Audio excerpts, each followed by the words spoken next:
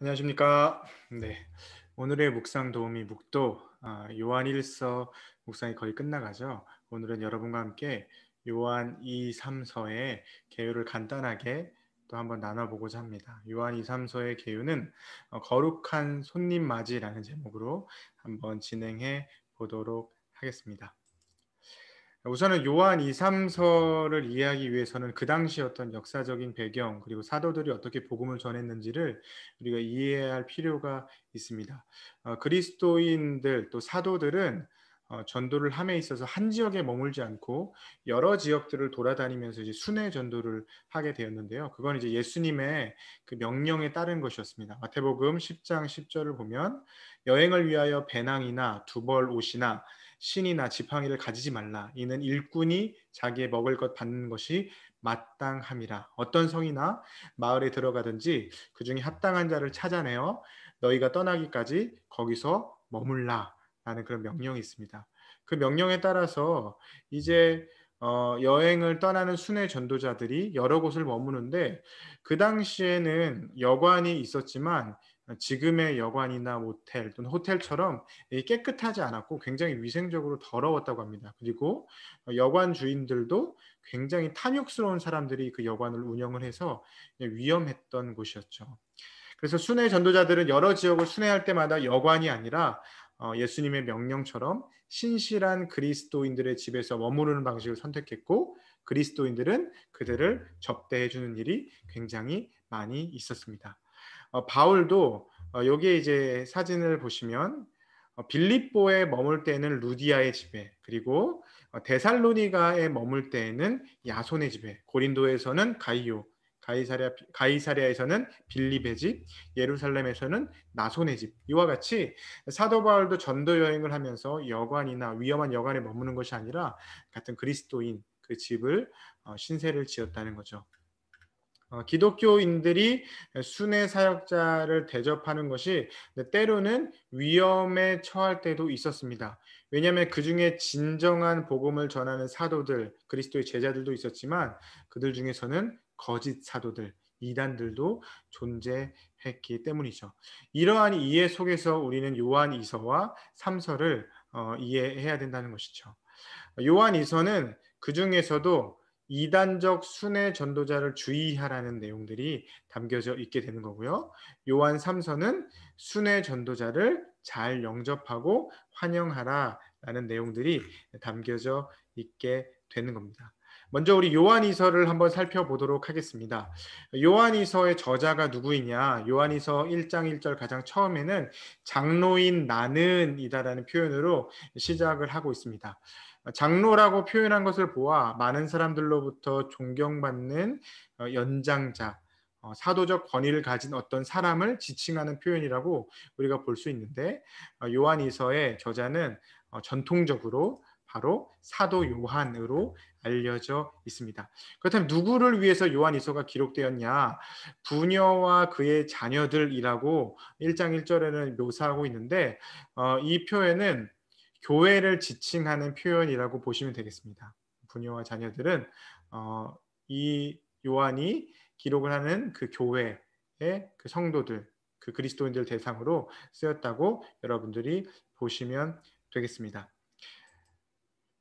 네, 여기서는 이제 진짜 사역자와 또 가짜 순회 전도자를 구별할 수 있는 방법을 이제 본문에서는 이야기를 하고 있는데 먼저 기독론으로 검증이 가능하다는 거죠. 어떻게 가짜 사역자를 이단 사역자를 구별할 수 있느냐? 그리스도께서 육체로 오심을 부인하는 자는 바로 적그리스도다라고 표현을 하고 있습니다. 그리고 복음을 전하고 예수 그리스도의 이름을 전하는 것 외에 어떤 그 복음 전도 활동을 통해서 재물이나 명예를 추구하는 자들도 역시 적그리스도 그리고 거짓 이단 사도들이다라고 이야기를 할 수가 있습니다. 참고로 12사도들의 가르침을 모아놓은 디다케라는 책에서는 가짜 사역자를 구별하는 기준이 있었는데요.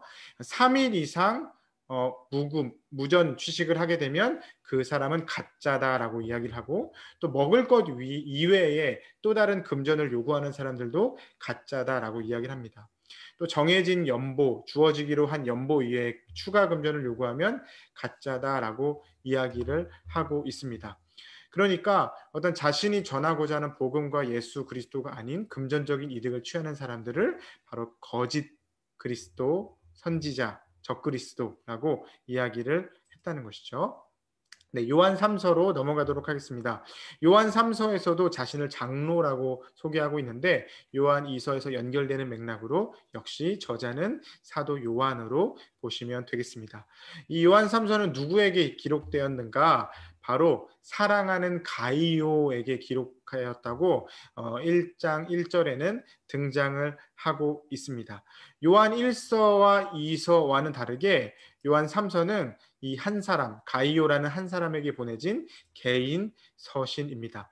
요한 3서의 내용을 보면 두 사람을 비교하는 것을 볼 수가 있는데요. 바로 가이오와 디오드레베입니다. 먼저 가이오에 대한 칭찬의 내용들이 있는데 가이오는 아마도 복음을 전하기 위해서 그곳에 들른 사도들, 복음 전도자들을 아주 잘 대접했던 것으로 보입니다. 1장 5절과 6절을 보면 사랑하는 자여 내가 무엇이든지 형제 곧 나그네 된 자들에게 행하는 것은 신실한 일이니 그들이 교회 앞에서 너의 사랑을 증언하였느니라. 내가 하나님께 합당하게 그들을 전송하면 좋으리로다라고 가이오를 아주 칭찬하는 장면을 볼 수가 있습니다.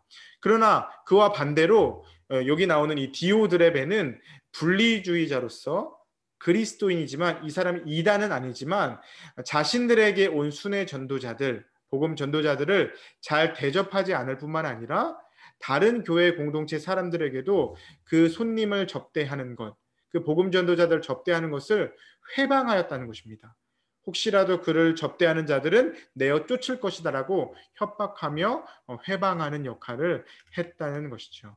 교만과 망령되이 판단한 것이 악하다고 요한은 지적을 하고 있는 것이죠. 2서와 3서의 메시지의 차이를 한번 보시면 2서는 똑같은 손님 접대라는 주제를 가지고 있지만 그 중에서도 가짜, 적그리스도, 거짓 선지자, 이단을 주의하라라는 진리에 조금 더 집중하는 반면에 요한 3서는 손님을 접대할 때 그들에게 사랑으로 진심을 다해 접대하라라는 사랑을 더욱더 집중하는 이 차이를 볼 수가 있습니다. 그러니까 이 두 서신은 손님 접대라는 동일한 주제에서 진리와 사랑으로 서로를 상호 보완하는 개념이라는 것이죠. 여러분, 진리와 사랑은 반대 개념입니까? 그렇지 않다는 거죠. 진리를 추구한다고 사랑이 없는 것이 아니고 사랑한다고 우리가 비진리까지 수용해야 하는 것은 아닙니다. 지켜야 할 진리를 끝까지 지키고 미혹되지 않도록 우리는 주의해야 하며 또 그 진리 위에 바로 서서 더 나아가서는 사랑까지 해야 함을 우리가 상호 보완적으로 나타내주는 서신이 바로 이 요한 2, 3서라는 것입니다.